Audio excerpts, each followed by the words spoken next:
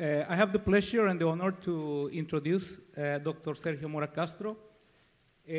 From Costa Rica, he got his bachelor and master degrees in engineering geology at Universidad of Costa Rica, and his master and PhD degrees in engineering geology in the National School of Engineering Geology in Nancy, France. He was head of engineering geology department in Costa Rica from 1987 to 1996, and main advisor to the Costa Rican National Electricity Company between 1996 and 1998. And since 1984, he has also chaired as professor of engineering geology and natural hazards at University of Costa Rica. Since 1998, Dr. Mora Castro, he has worked as consultant and lecturer on risk, environmental and natural resources management, and engineering geology for various organizations, including Inter-American Development Bank, World Bank, United Nations, and also for several private firms and academic centers in Central and South America, the Caribbean, Middle East, North Africa, and Oceania. We have had the pleasure of having Dr. Mora Castro participating actively in our session in the morning on GeoRisks. We got already a good taste on his very solid background and multidisciplinary capacities. And all those who have been active in geosciences topics in Latin America and also in other parts of the world are well known with the work of Dr. Sergio Mora Castro. So I leave the floor to Dr. Mora Castro, to all of you. Thank you. I have my microphone. Thank you very much, for the organizers. Thank you, Benedict, for inviting me to share with you these ideas and proposals for debate. Thank you to the volunteers and the collaborators of this conference. I will actually talk about geosciences, but I will try to convey these ideas perhaps to a very initial stage for public policy, which in my opinion is perhaps the missing link of what we are trying to do. Actually, I would like to point out that in my profile in the web page of this conference, there is a list of documents with links to download and to distribute a series of public documents about what I have done recently, and particularly in Haiti in these later years. And please download them and distribute them to anyone interested into this topic. My hypothesis turns around the fact that disasters are not natural. We're blaming nature for something that she is not responsible.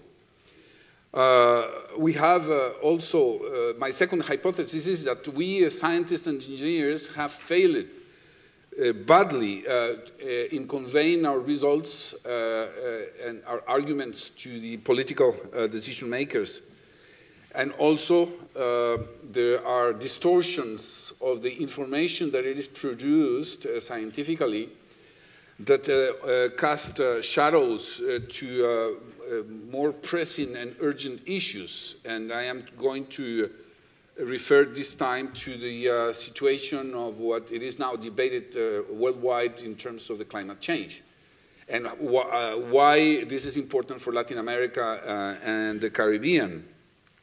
And I would like to start by describing this picture that you see here. This is the city of La Paz and the city of El Alto in Bolivia.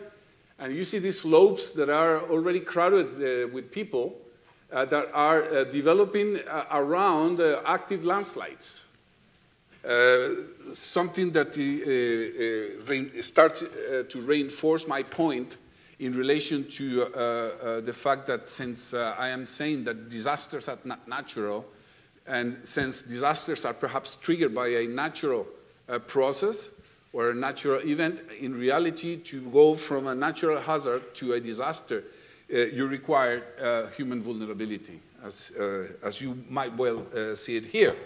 And this is what I'm going to try to follow up in terms of my presentation today. starting by saying that natural hazards are really not exclusive to certain regions of the world, and that they become disasters where risk, particularly vulnerability, is not well managed. You see what has happened throughout the world with the cyclones, such as, for example, Katrina. Sorry.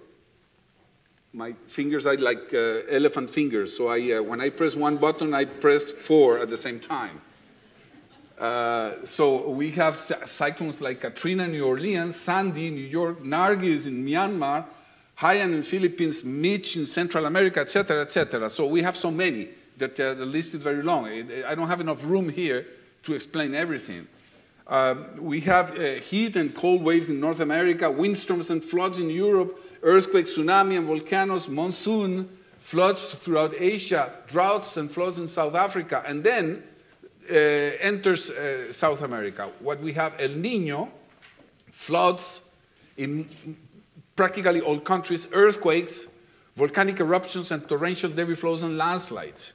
And then you see that in most of these events, many countries appear in all categories. So there is a problem there that it relates not only to the geotectonic position or climatic context of Latin America and the Caribbean, but also that the recurrence of disasters mark something that is related to the process of development. So we must ask the first question, risk management or disaster management? What do we want for Latin America and the Caribbean? Recent disasters in Latin America and the Caribbean show that considerable damage could have been actually spared if a view on risk would have been more focused than the view of disaster or disaster response. There isn't any consensus on the most effective ways to assess and cope with risk. For example, why is that our risk management has to be benchmarked by disasters? We call it disaster risk management. Why not only risk management? So is it effective? Is an effective view? Where are we going with DRM? What it is actually true is that there are too many disasters. In Latin America, only with these 13 years of the third millennium, we already have more than 350,000 fatalities and an economic impact that goes beyond belief. There is something going wrong, or there is something weak in the way we stress our arguments. I was once in a cruise in the Caribbean islands, and then I always look for postcards that have something about geology, and then I disembarked in Plymouth. And then I have Plymouth here and La Soufrière volcano. That was in 1994. And then La Soufrière made an eruption. And this is what is left of Plymouth after the eruption.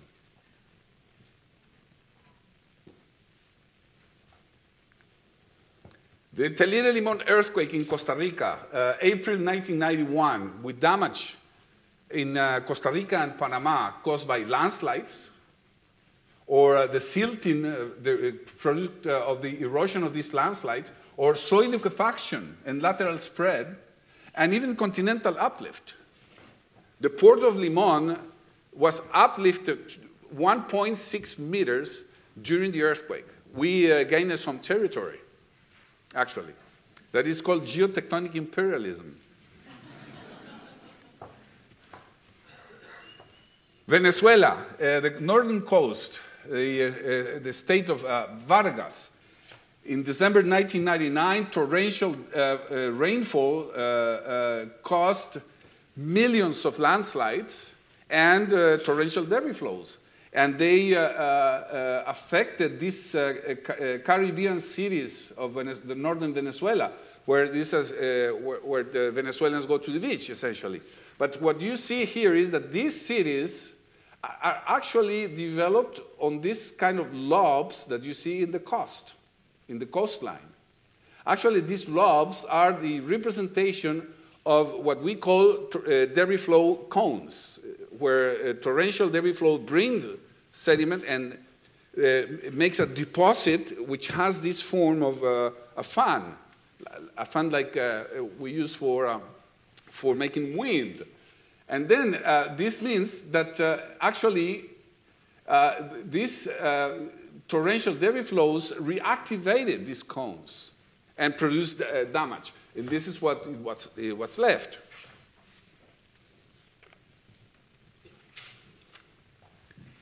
And then, these cities are being reconstructed right there, and approximately with the same kind of development process and models. So are disasters natural? Because of their sudden occurrence, they were seen as acts of God, upon which humans had no control. Actually, disaster comes from the Latin sent by the stars. So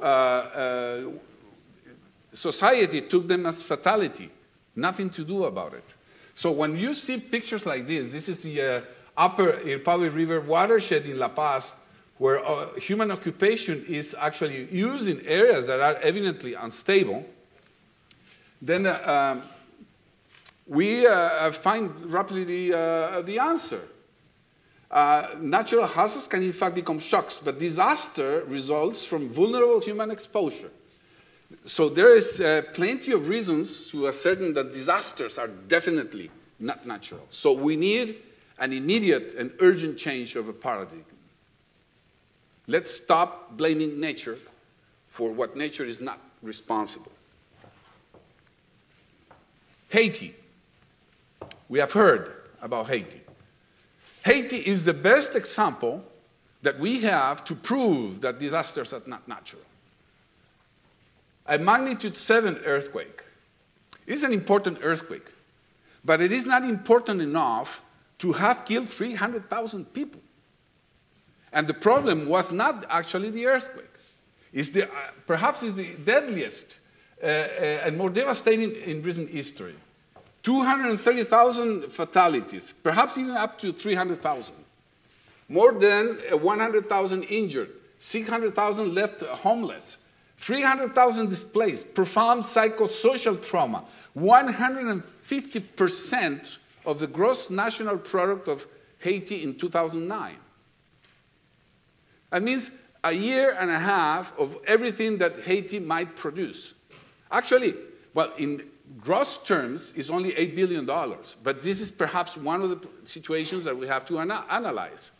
In developed countries, when there is a natural hazard that strikes, usually the burden is on the economy. So we talk about tens of billions of dollars in damage. But in our case, in underdeveloped countries, in countries that are way behind, the problem is people, not really the gross amount of money. Let's see some pictures. This is the Sodec hospital, a hospital that was already being used, despite the fact that it was not finished. Very badly constructed. This is what this morning I was referring to, reinforced concrete. Is it really reinforced concrete? And this is was used essentially by poor, situated in a poor neighborhood in Port-au-Prince. And this is the commercial plaza or Le Village facing the Hotel Montana, which is actually the other side of the town, which is the richest part of the population that goes there. These two pictures are before the earthquake, actually less than 1 month, and these pictures are after the earthquake. The Sodec hospital, 289 people died. About half of them patient and the other half of personal hospital staff. A hospital cannot, actually, should never, something like this happen in a hospital. It's perhaps one of the last places where a disaster of this kind could happen. And then the rich also had their blow. Refugee camps, this is part of the drama that followed the earthquake in Haiti. You see, all of these people, up to almost 2 million, of people affected compound with people that were already being affected by previous situations like extreme poverty or vulnerability accumulated from previous disasters, cyclones and drought, essentially. And then political upheaval that have plagued Haiti since its independence in 1804. Exceptional damage was, with no doubt, resulted from poor building practices. If they don't change, the same fate will be faced in the future. This is a wake-up call, this earthquake in Haiti. And not only for Haiti.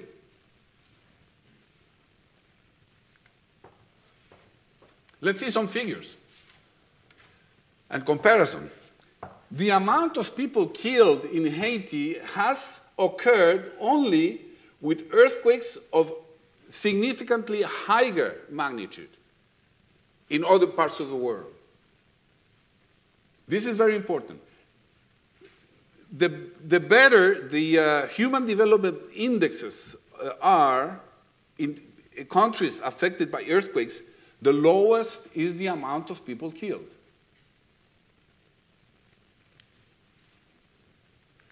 If we compare a ratio of deaths over millions of US dollars of economic loss, the same thing happens. The best human development indexes that qualify a country are allowed to show a correlation that damages will be decreased.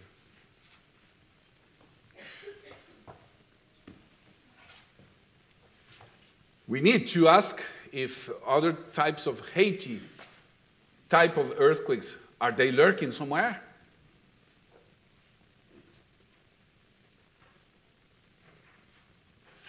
We need to ask where? When? How frequently? How large will they be? Is it possible to anticipate their impact?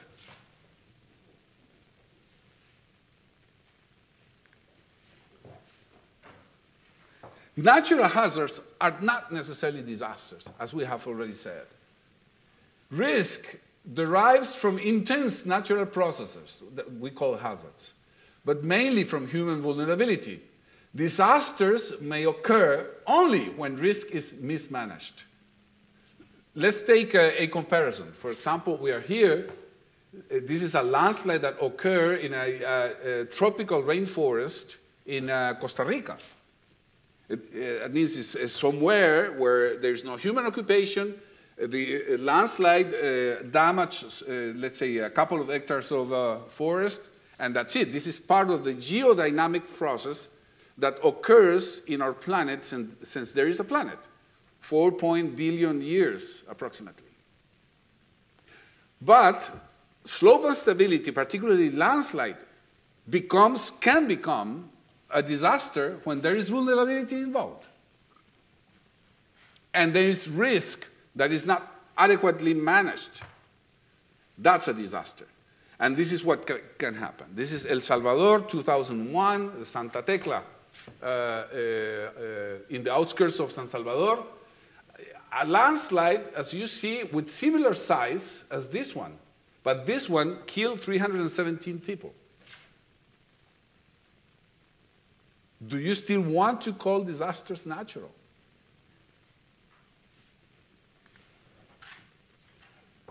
This is Jalousie in Port-au-Prince. Conditions leading to disaster. Just take a look at the picture. The conditions are a deterioration of natural and environmental structures, inadequate land use, habitat, access to basic services, inadequate settlement and housing overexposed to natural hazards. No effective solutions for poverty, long-term planning horizons, and stable and reliable institutions. Those are the main conditions for disasters, at least.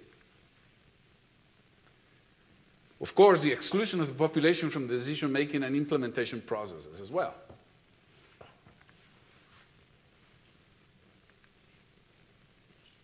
This is a new type of foundation in slopes in Caracas.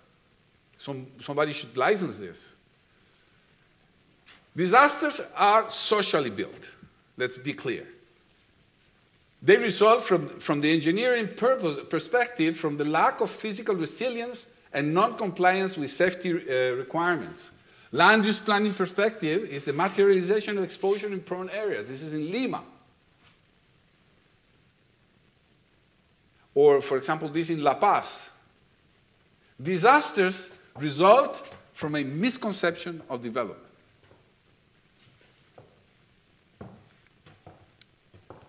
This cartoon is taken from a newspaper in La Paz, in Bolivia. It says, every year our country is flooded, and she says, well, yes, and every year there comes someone to tell us we need prevention plans. This is in Santo Domingo during Hurricane Georges in 1998. And this other cartoon is taken from the Miami Herald. The lady here, in very bad humor, says, when was our last 100-year flood? And he says, last Tuesday. But there's nothing magic about it. I mean, it's just a matter of common sense. Even philosophers and poets figured it out already. About the river that takes everything along its flood path, we refer to as violent. But about the human margins enclosing and oppressing it, nobody talks about violence. Bertolt Brecht.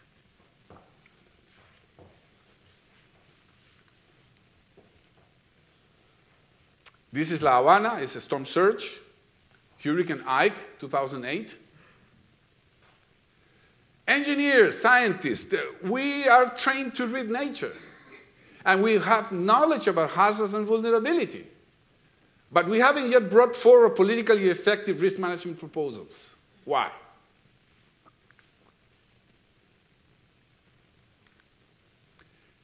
Our risk assessments, space-time models, scenarios, they are not yet indispensable day-to-day tools for decision makers. We produce them, they don't use it.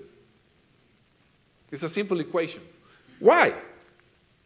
We don't have enough persuasive power, and there is something wrong or weak in the way we address risk and stress our arguments.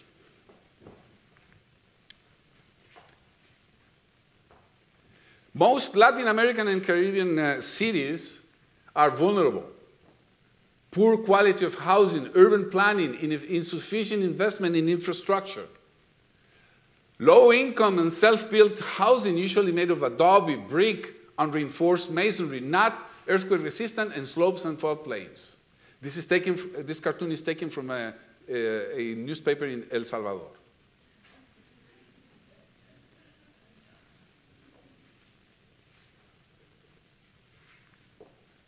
But higher income housing is not always much safer. Take this example of Caracas.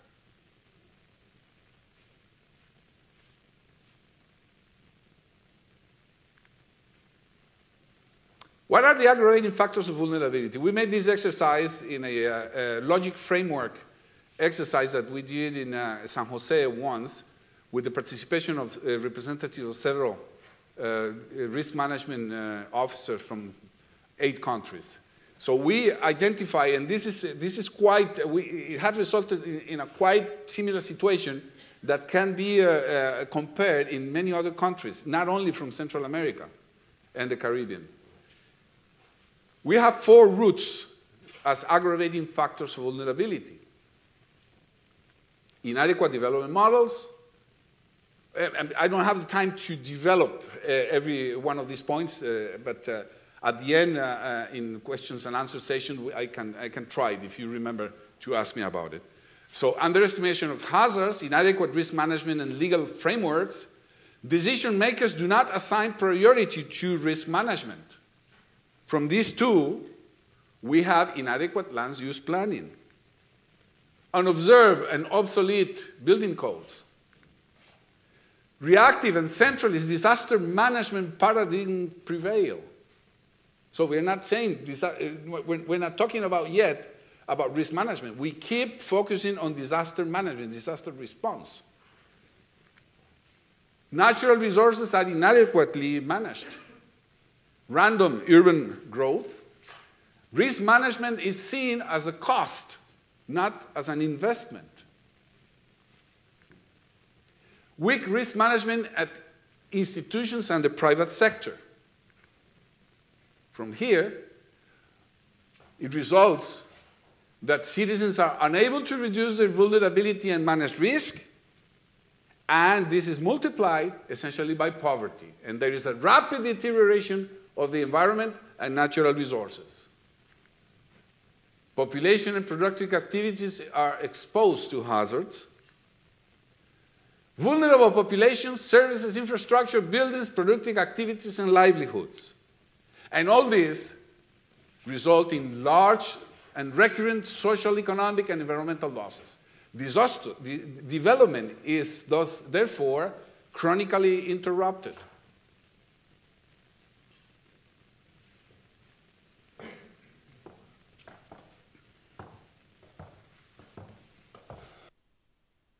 What can we do to counterbalance this? Risk management actually is founded over 4 major pillars in terms of public policy. The first is risk identification and communication, scientific and social perception and understanding, representation, assessment of hazards and vulnerability, and with the aiming at assisting decision making. That means we have to understand risk, hazards and vulnerability, but then we have to be able to convey these results to assist decision maker. Otherwise, it's useless. Of course, scientific research is the basis for it, but we need to be able to transfer this scientific knowledge into the tools that are required to take decisions. Risk reduction. These are the ex-ante measures that we used to call prevention and mitigation that can be structural or non-structural to reduce hazards and vulnerability. Risk financing and protection. Those are measures and instruments and metrics to cope with economic consequences of disasters that have to be, of course, acknowledged beforehand. They are made using retention and transfer instruments. They are defined over acceptable versus accepted thresholds of risk. They have to be compared with, for example, benefit and cost ratios, comparing intervention versus non-intervention of risk. And finally, emergency and disaster management, but previously planned and starting with ex-ante actions to cope with risk when materialized, preparedness, alert, response, protocols, rehabilitation strategies, business recovery, etc.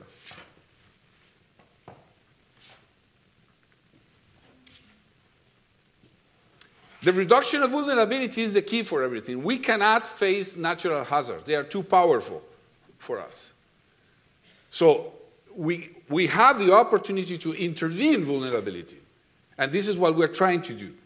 So we take a curve of vulnerability like this. For those who are not familiarized, this is the probability of exceedance of damage from 0 to 1 according to the intensity of the hazard. Obviously, the more intense is the hazard, the higher the probability of damage is.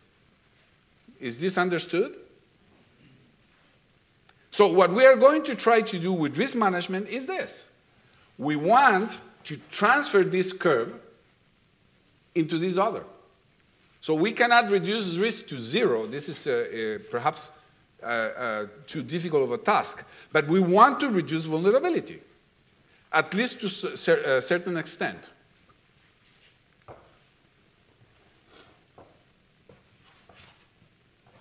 Now, climate change is certainly the most à la mode issue. Everybody talks about climate change. And perhaps I'm going to discuss and say heresy to some, but I cannot help it. It's stronger than me.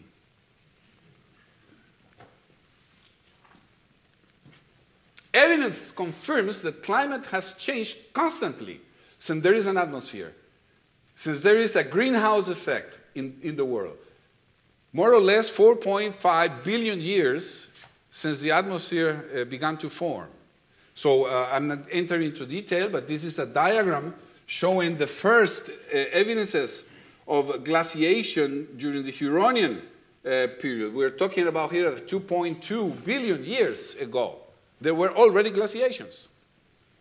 So this is something that is related to natural causes as well.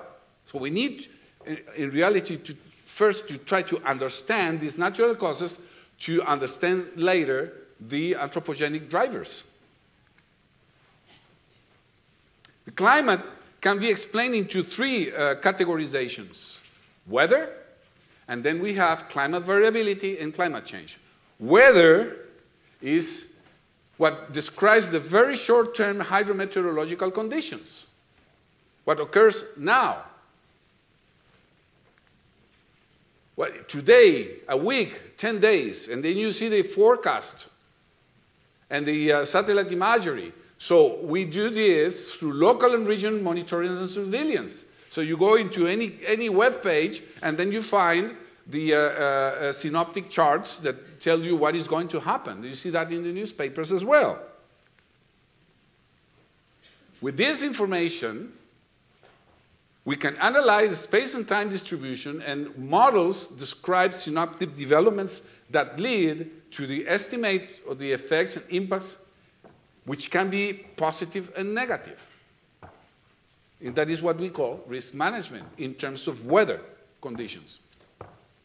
This is an example. This is a satellite imagery of September the 10th this year. This is Central America, the northern part of South America, the Caribbean. And then you can see here the tropical interconvergence zone, a tropical wave, tropical storm Gaston, tropical storm Fiona, a tropical wave here,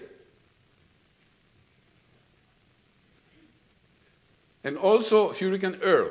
You see, this is exactly at the same time. Everything happens there. This is weather.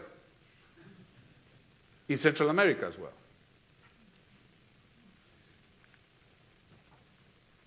We also have hurricanes such as this one in the southern Atlantic that affected the Atlantic coast of southern Brazil and Uruguay in 2004. And very recently, we have the Scirocco arriving to Central America and the Caribbean from Africa. The dust from Sahara.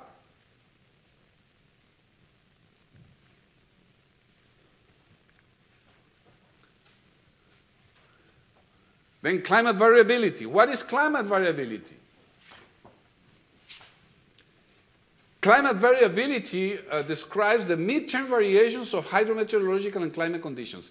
This is taken from one newspaper in Costa Rica. In 3 days, Limon, which is a Caribbean coast port of Costa Rica, got all the rain of May. What that means, that May, since there is record, we can estimate an average, and we say, okay, in 3 days, the first 3 days of May, we had all the rain, we reached the average of this year, the average of all years of the records. So, but nature does not work with averages. We make averages. With averages, nature laughs. But this is the only way we start to understand trends. We need that kind of tools.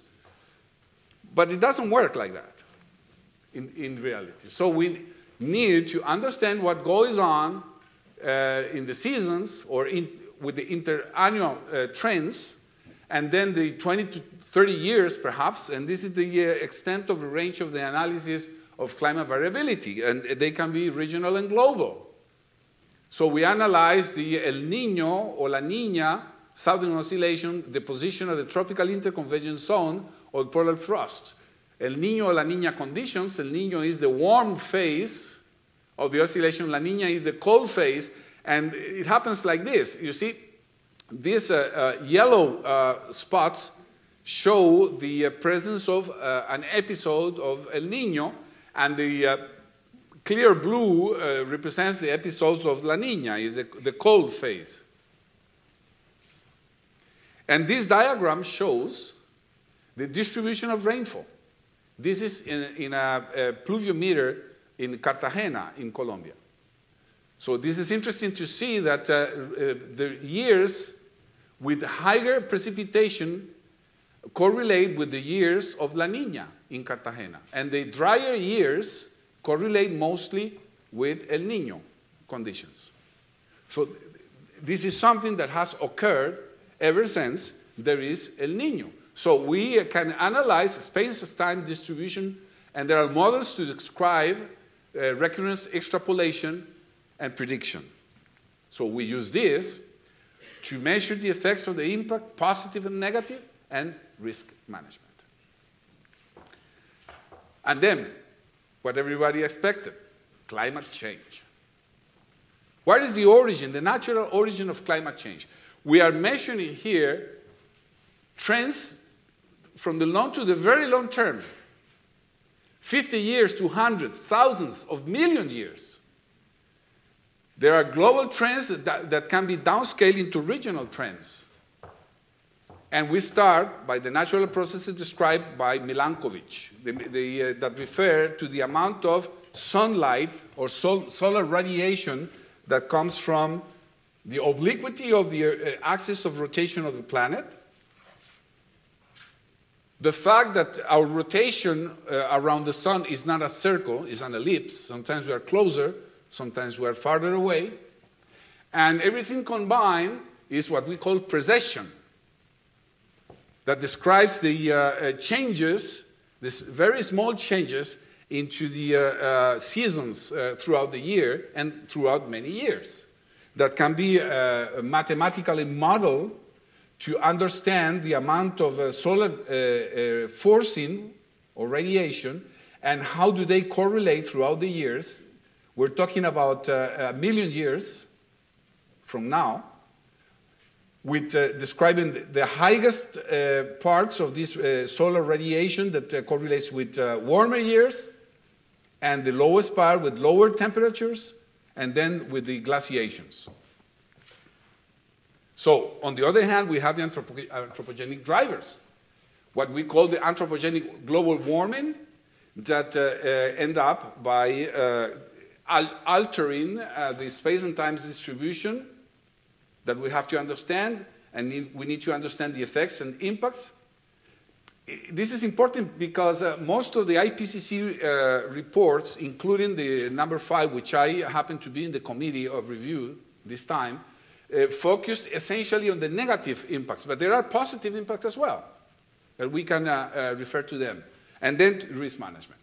So on the other hand, so a quick review, climate change is derived from long to very long term, 50 years to hundreds of million years, with the global trends described by Milankovitch. Then we have the anthropogenic drivers.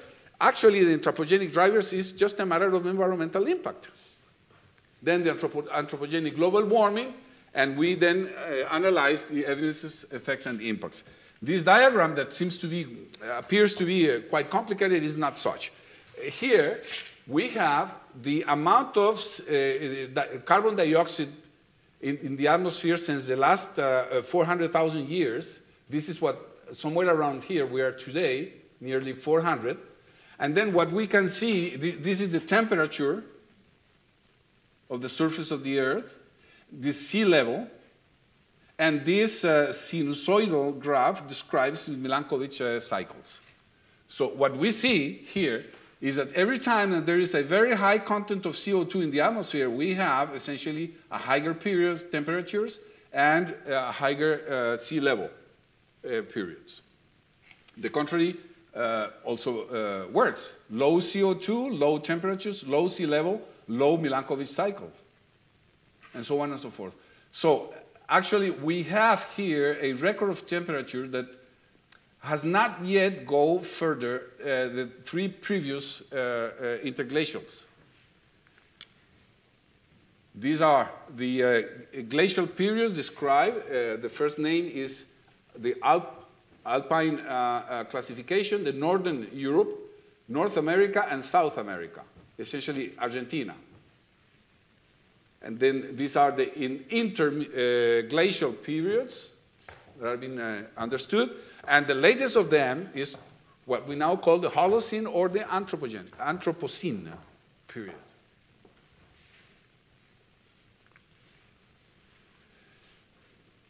What are the evidences of natural climate change? Well, Antarctica and Greenland, we have drilled and obtained samples from the ice, and this ice contains a certain amount of evidences, such as isotopes of the oxygen or hydrogen that can be analyzed, and they are thermally correlated with biological parameters and temperature. And, but we can also use foraminifera, microorganisms, palynology, pollen, and dendrochronology is the analysis of the rings of the trees. And they have all reconfirmed Milankovitch theory. The last that concerns us is the Worm III period that began circa 11,500 years after a sudden temperature drop about 5 degrees Celsius, which marked what we call the Younger Dryas period, that interrupted a warning trend that ended the Pleistocene. And this, and it perhaps was caused by disruption of the thermohaline circulation in the North Atlantic. Unfortunately, I don't have the time to explain much detail about this. So these are the graphs. I'm not going to enter into detail, except that here we are with the latest 20,000 years. This is hydrogen from Antarctica and oxygen 18 from Greenland on the drill holes from the ice. We're going to make a zoom of this period so we can see better the information to see what happened during the Younger Dryas. There was, let's say, a progressive increase in temperature, a sudden increase in temperature, then a drop, and all this happened perhaps in a matter of perhaps 11 to 20 years only. And then the latest interglacial began. But this period that marked the last major glaciation in the northern hemisphere and parts of the southern hemisphere as well, also brought up changes in our fauna, for example. There were migrations, there were changes, some animals, some species extinguished, and some others appeared. So we are familiarized with these changes of fauna throughout the world.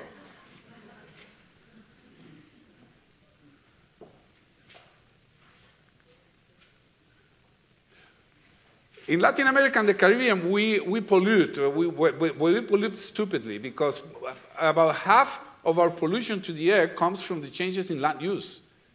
And not even close to a half of our pollution comes from industry. At least we are not polluting by creating new riches. So we simply destroy our environments. We produce land degradation. And air does not have yet an exchange value.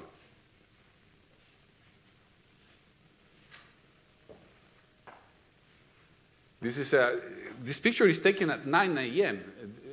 This is smoke coming from bushfires in Bolivia. The trend in general, instead of appeasing, is increasing. So this picture compares what Manhattan Island in New York could perhaps was before human occupation and after. But in the year 2025, 85% of the world population will be urban. So the urban areas are increasing, pastures are increasing, the general population is increasing, and then forest cover is also decreasing at the same time. So industrialized and emerging BRIC countries increase emission despite public allegiance to reduction, because controls, incentives are insufficient. And CO2 emissions are increasing steadily and rapidly. This is the latest measure in 2014 in the Kilauea CO2 Observatory in Hawaii. We will see this graph later. Please remember where it came from. And there are facts about anthropogenic global warming. There's no doubt. It's occurring. These are the changes predicted, considering this as a baseline, and within the next 50 years. This is a positive increase in anomaly, and this is negative. The world is warming up. There's no doubt. And that which will perhaps bring changes in the rainfall pattern. And we're seeing things. These measures are about the increase or the raise of sea level, in this case in Djibouti, in Africa.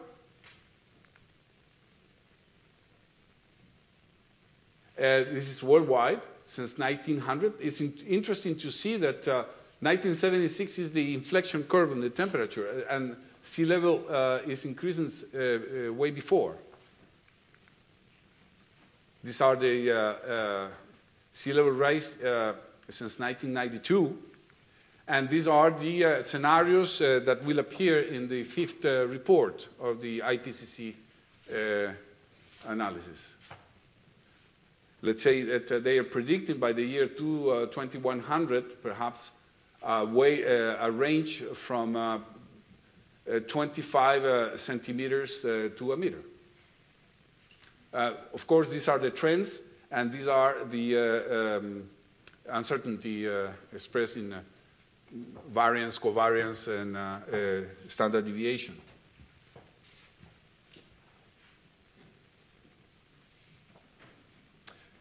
I was talking about, for some, there are impacts that might be considered to be positive.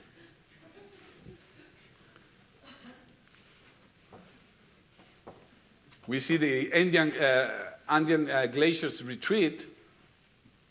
This is Chacaltaya glacier that used to be the skiing station in La Paz. This is in 1940, this is now. And this is the way it has retreated. Well, we know also about the reduction of the sea ice covering the Arctic. This is starting to become alarming. But we also have the other parts. This is Quito climbing up the Pichincha volcano. I assure you that volcanic activity is not influenced by climate change. Anthropogenic global warming, also known as climate change, we discuss it everywhere. There's fora, meetings, international panels organized and attended by the highest political and scientific protagonists. Belongs to the development policy of almost every country in the world. Highly ranked officials from governments, NGOs, multilateral organizations attribute disastrous climate variability events to anthropogenic global warming. And this is a big mistake. We need to separate the two, as we have seen, and in order to follow the basic principle of management. If you can measure, you can manage. If you cannot measure, or if you confuse, you cannot manage. Climate variability affects day-to-day life, and curiously, it doesn't appear on any national plan, nor has explicit mentions in budgets. Consumes enormous resources in disaster response and reconstruction, yet it goes invisible to decision makers. These realities have the power to confuse public opinion and decision makers. So we need to establish priorities. Some authors claim that anthropogenic global warming forces a delta gradient on intensity and frequency of hydrometeorological and climate hazards. That means that let's say a model like this of intensity and recurrence driven by global warming will go like that. There will be an increase in intensity and frequency. And this scenario is plausible. It cannot be ruled out in the future if anthropogenic global warming causes are not taken care of effectively. However, I assure you that even under the expected increase in anthropogenic global warming, it is instead a delta gradient of vulnerability which will increase disaster damage.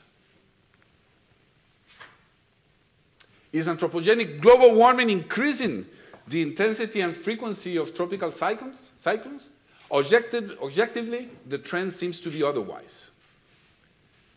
From the opinion of the highest authorities, scientific authorities in the cyclonology community, the amount of energy, of the increase in energy of only ½ a watt by square meter caused by anthropogenic global warming in the last 40 years is insufficient to change the frequency and the intensity of tropical cyclones. The trend is otherwise, as I said. This is a measure of cyclonic energy in the globe and in the northern hemisphere. And as you see, since the 1990s, the trend is downwards, despite the fact that there is a steady increase in CO2 in the atmosphere. So we have to put this into debate. There's nothing definite yet, but apparently the correlation between CO2 and tropical cyclones is not clear. And I would say we need to know this in order to avoid confusion and particularly to avoid confusing decision makers. Today, the incidence of anthropogenic global warming over risk and disasters is still irrelevant compared to the insistent increase of vulnerability to climate variability. Therefore, shouldn't we prioritize fighting vulnerability?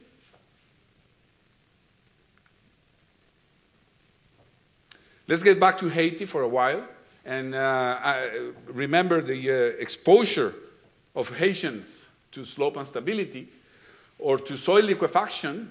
Actually, the second pier here was destroyed during the earthquake because of liquefaction, and that caused a havoc in terms of the humanitarian assistance, because all the humanitarian assistance has to be brought in barges instead of just the ships docking easily.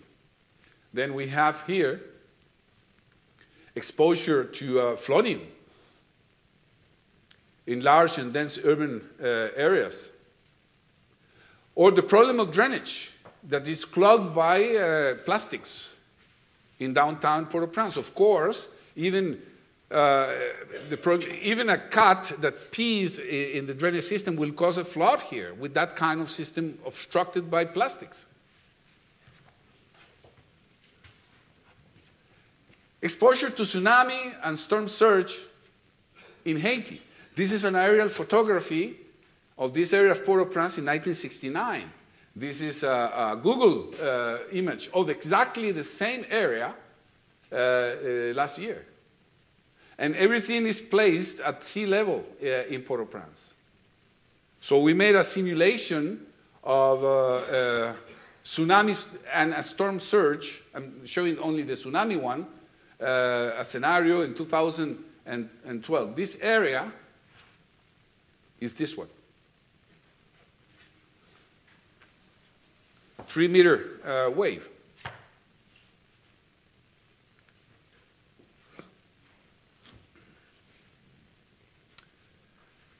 So we're trying to make a landfall now. Anthropogenic global warming is a reality with long-term consequences. But many countries are already stressed by their vulnerability to other hazards that have nothing to do with climate. Thousands of people are killed yearly by natural hazards not related to climate, or the climate change, or anthropogenic global warming, such as earthquakes, volcanoes, or climate variability, El Niño, La Niña, cyclones, drought, floods, landslides. Climate variability and other hazards have caused and will continue to cause, at least for the time being, more damage than anthropogenic global warming. Should then pay less attention to climate variability and other hazards just because some international organizations, lobbyist groups, and influential politicians decreed anthropogenic global warming as an indisputable supreme priority?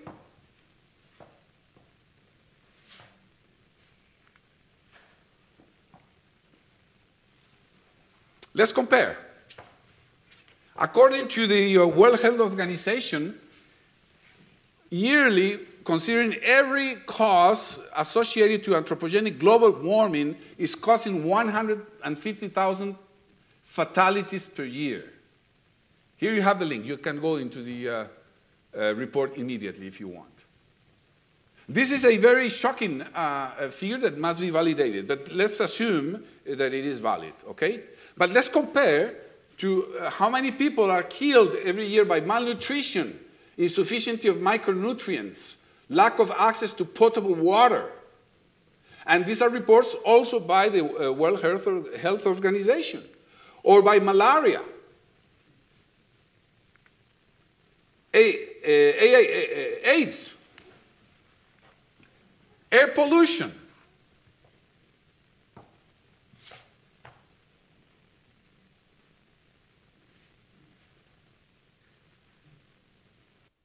And recently,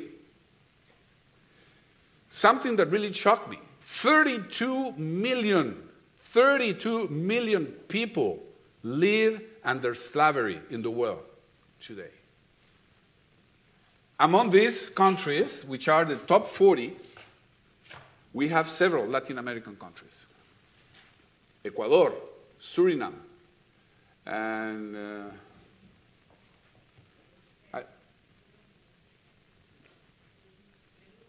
right, Peru, okay, Haiti.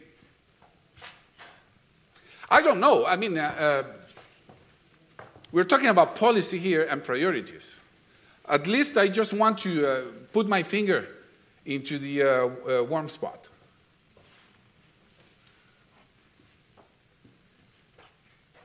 The efforts to reduce anthropogenic global warming, not easy to control or to reduce potential damages if the main producers of the anthropogenic global warming don't take full responsibility in reducing the causes.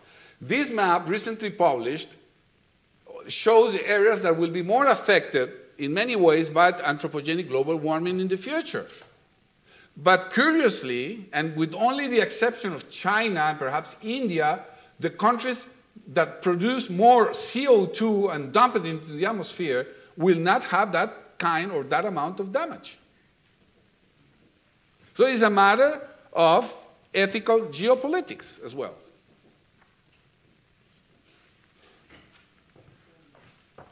Clearly, the responsibility is that of the countries causing the major share of this extraterritorial threat. I have a head here. There is someone, right, thank you. So, and what are the efforts made to try to overcome this? Come on, Copenhagen, Cancun, Durban, and now Warsaw. This is global warming tourism. It comes to nothing. They all reflect the power of interest and of a handful of countries and private parties on all sides of the extreme. Instead of unifying efforts, they divide and drag political decisions, sometimes based upon ideology, sophism, dogma, economic interests, and even doubtful science.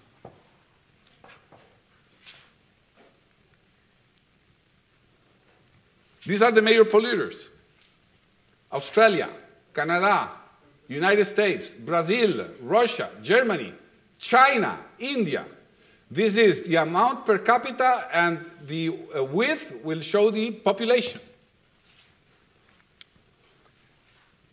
And this is the 50-year forecast of the fifth report of the IPCC, where China will take the lead.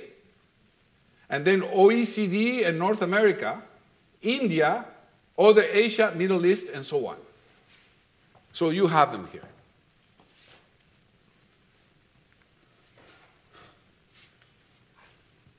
Mostly CO2 produced by fossil fuel use, deforestation, methane, and nitrogen. And this is the forecast for the 50 years from now, if there is no change. The problem is that halving, cutting by half CO2 emissions by 2050 will cost $2 trillion a year. So there is an economic issue that is perhaps the cause of the countries not taking appropriate decisions now. Decisions should not be taken, and I agree with that,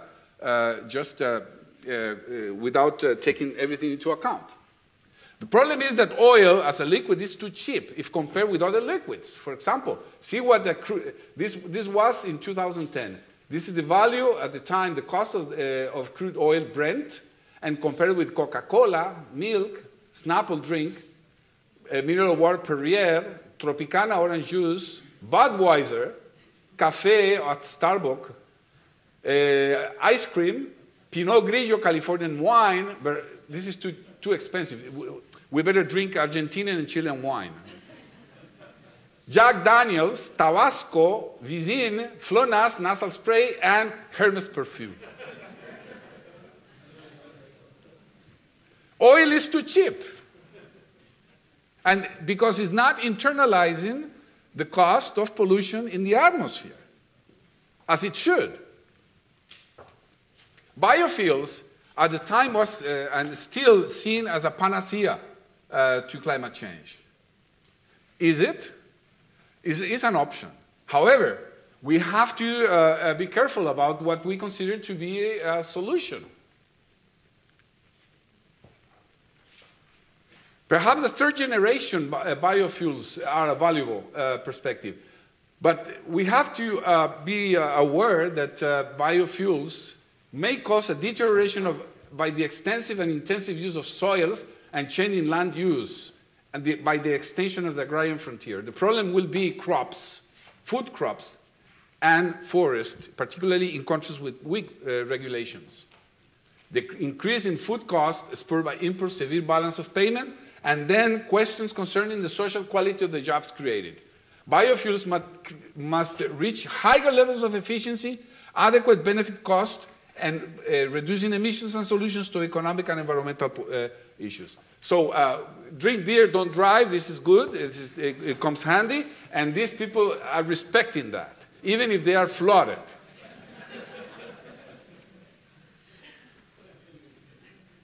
So this guy has here the car keys, you see.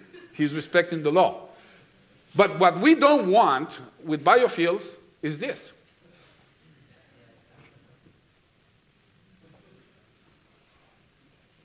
It might happen. How should we face anthropogenic global warming? Whilst knowledge about anthropogenic global warming is ensuing risk, and its ensuing risk is improving, it is not yet possible to ensure a fully objective vision. We don't know enough. This statement does not authorize ignoring the facts about the catastrophic fear and alarmism. Panorama is complex and calls for immediate attention, but not under sensationalist and alarmist impulses of creating panic. Beware of political and economic interest, ecologic extremism, opportunism, and media broadcasting ratings. Ignorance and or incompetence when climate variability is confused with anthropogenic global warming. This is a poster that I took a picture of at the train station in Retiro in Buenos Aires. If you wish this not to happen again, turn on your lights off at home for 1 hour. Join the Hour of Planet. This is a good campaign, but it's out of the context. This is not in Buenos Aires. This is in New Orleans. Malaria. Well, countries that have increased malaria, however, it doesn't say how did they measure these increases. Costa Rica is marked here as a 100% increase. Yes, the year before we had 8 cases. Now we have 16.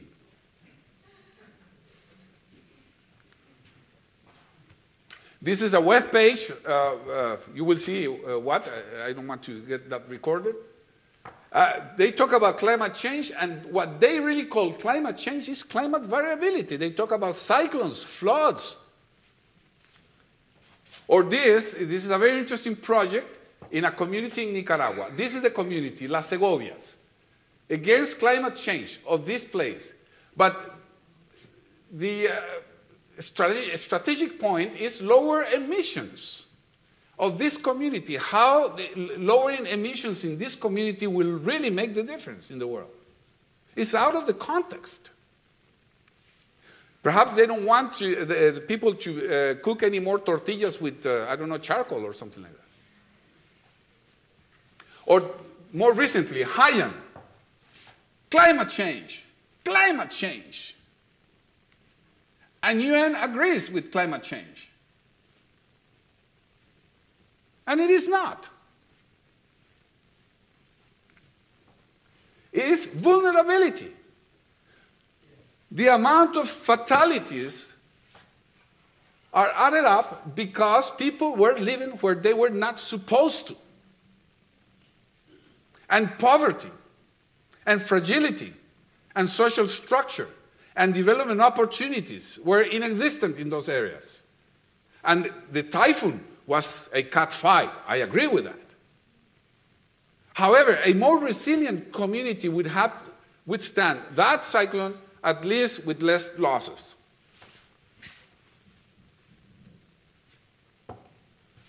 Should we face climate change and the psychosis? Attention to global warming is justified by the excessive divert and cast shadows over priorities equally or more urgent. Not clear if the anxiety fed and magnified by global warming lobbyists yields effective outcomes to come with the real priorities. Inconsistencies darken realities and facts required for sound decision maker. Climate change adaptation strategies have therefore created a perverse effect.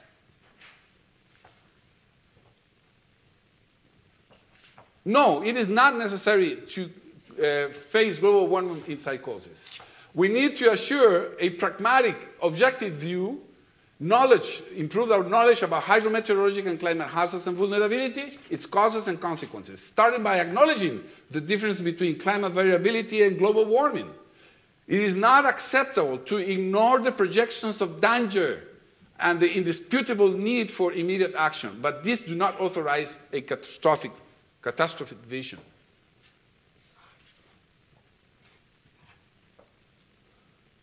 Risk is always present, severely or barely detectable, but it must always be faced with. If kept poorly managed, it will materialize as further disaster. Disasters are socially built and are not natural. The 2010 Haiti earthquake was a sharp reminder. Demographic growth is concentrated in urban areas exposed to natural hazards, in shorelines, river margins, steep slopes, active volcanoes and tectonic faults, and the ever-growing poverty. The question that we formulated at the beginning, and we have the answer. Risk management requires a new vision and stamina to become a cross-cutting development policy, clear from perverse myths. Realities are, the challenges are present, and they will not give us time losing waivers. Geosciences and engineering must be placed upfront to avoid replication of vulnerability. Mitigation inspired by acceptable rather than accepted risk thresholds.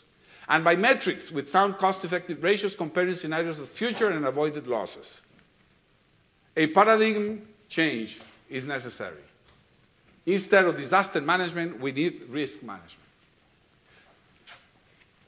At least from the political point of view, the statement is not so complicated. Development and vulnerability are incompatible. It is not acceptable to pledge ignorance or give an excuse that this flood, drought, typhoon, earthquake is the worst ever seen and that capacities were insufficient to cope with them. Governing and managing development are about anticipating, and it is there where science, engineering, and policy must be linked with objectivity, ethics, just because if there is anything clear, it is for whom are we working for.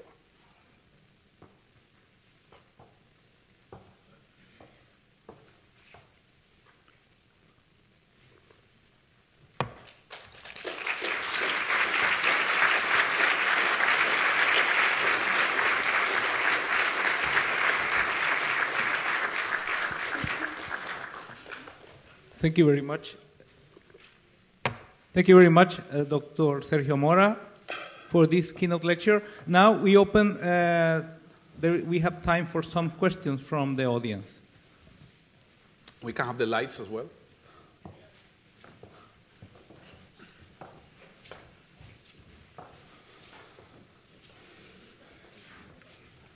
Does this work? Well, thank you very much for a very interesting and inspiring and revealing presentation.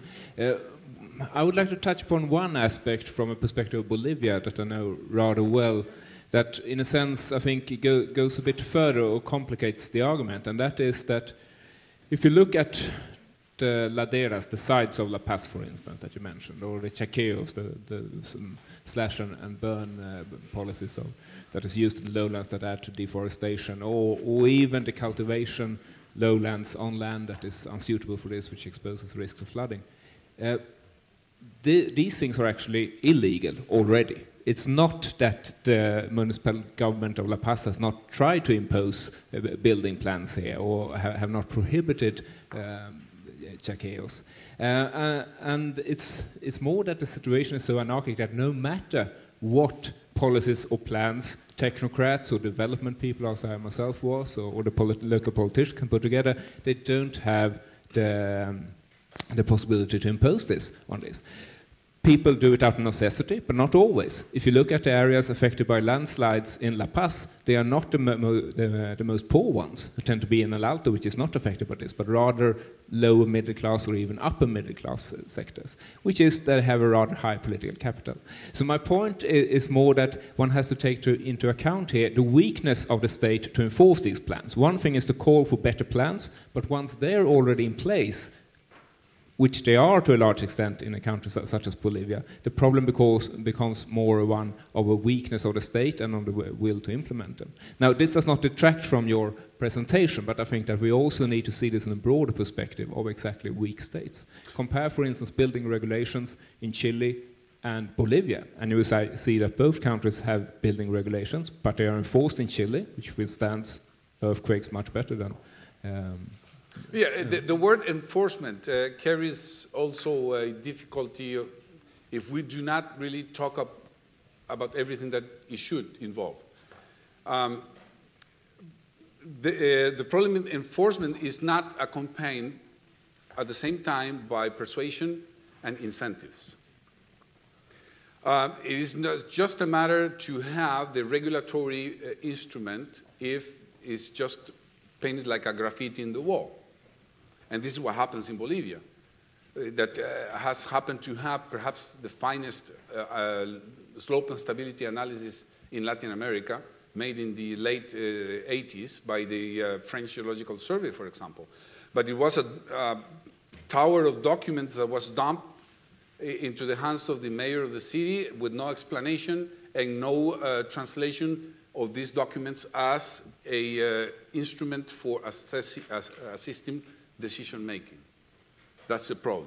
So in my opinion, our duty is not only to decipher what might happen in a scenario, earthquake or landslide or whatever, but also to try to incorporate communication and political sciences to try to make these technical and scientific instruments to become effective in terms of public policy.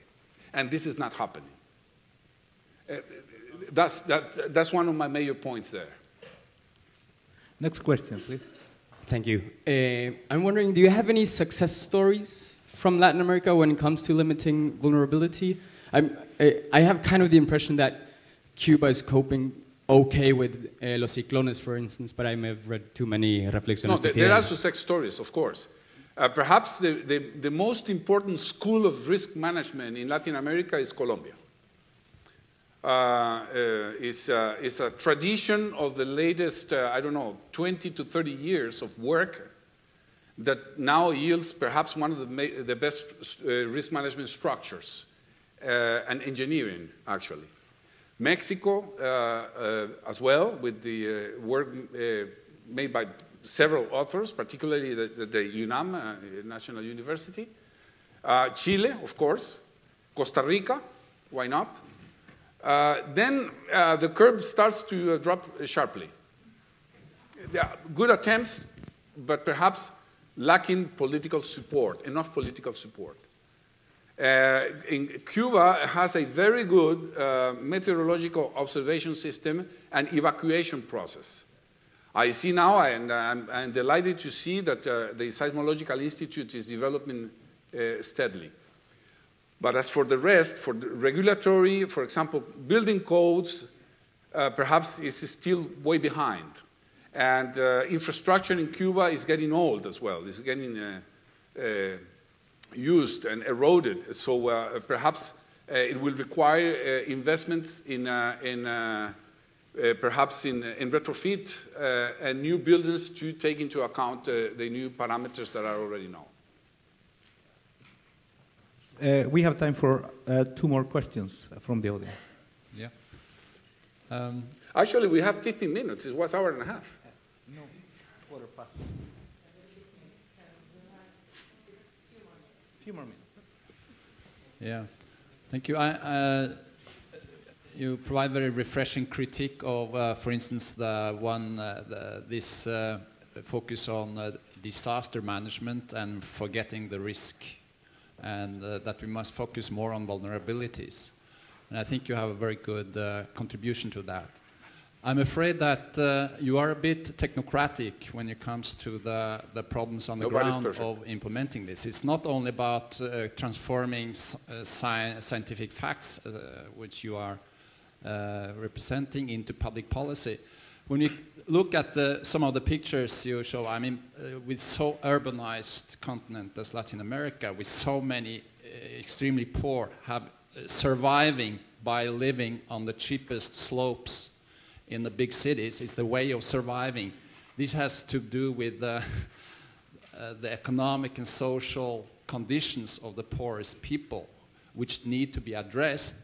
Otherwise, it's another type of state repression coming and saying, sorry, you live in risk areas, we remove you. We see that now increasingly in more and more cities around the world, particularly in Latin America. I know Brazil best, that the policymakers abuse the risk, the disaster risk argument to get rid of favelas, to get rid of slums, social cleansing of the most attractive parts of the cities. So the next chapter of your speech, I think, has to be more with all the social conflicts which have to be solved here in order to do a good I absolutely agree. I'm sorry for my abuse on technocratic arguments. However, this is as much as I can do. This is as good as it gets from my part. I mean, I am already talking about public policy, and I am an engineering geologist. You see, I only have about 2 or 3 neurons left for the rest, and I assure you that this is an issue that we have discussed extensively. People live in those slopes because they have no choice, essentially. They are forced to live there because they have to be near their livelihood sources. There is no choice. Mafalda, perhaps you're all familiarized with Mafalda, this little cartoon girl from Argentina, had a friend, a close friend, Susanita, that used to say that she was disgusted by the poor people that live in such ugly houses. The problem is at the root. The problem is that the social and economic structure is poverty, lack of access to better livelihoods, and that compresses everything else. But I agree that enforcing evacuations, unless it is absolutely necessary because of the short-term disaster, it is not justified. It should be made orderly and essentially by building first other sources of income in areas that are less exposed to natural hazards. Next question, please. Hi. First of all, thank you for your insightful presentation. I'm very interested in hear your opinion about the international organizations, because you say that they are very worried about climate change. However, they have to focus more on climate variation. And my question goes in what should they do? they should focus more on mitigation, adaptation, changing the development paradigm, because I do believe that they are key for weak states. Because, for example, in my case, I don't think so that the Guatemalan state is going to pay much attention to all the climate impacts that we are having. So it's like UN that has to work on those areas. So which is your opinion related to these organizations? Okay, when we refer to climate change, one of my proposals is to continue calling it anthropogenic global warming, because climate change has also other connotations. But anthropogenic global warming is a problem that it is impossible to deny. It's there, and projections are not really sympathetic. It's announced we are at the threshold of a problem, a very big problem, if nothing continues to be done. Okay? However, one of my points is, how do we define priorities? We know that there will be a problem. But we are having problems now which are extremely intensive. Peoples are dying now by thousands every year by other reasons not related to global warming. This is my point. And then you go to some of these international organizations, I'm not just calling names in here, and then you ask for funding to reinforce the seismic building cove of Bolivia, and the chances of success are very low. But if you go there with a project, for example, proposing to analyze the changes in the consistency of guacamole because of global warming, then you will have all funding you want. And that's my point. It's something that is very frustrating because I have suffered it on my own blood, if you want. That's the problem of priorities. Thank you very much, Dr. Mora. I understand there are more questions from the audience. I invite the audience to approach Dr. Mora during the break. And a glass of wine. And a glass of wine, of course. Thank you very much for such an exciting keynote lecture. Thank you very much for the audience for very interesting questions also. Thank you.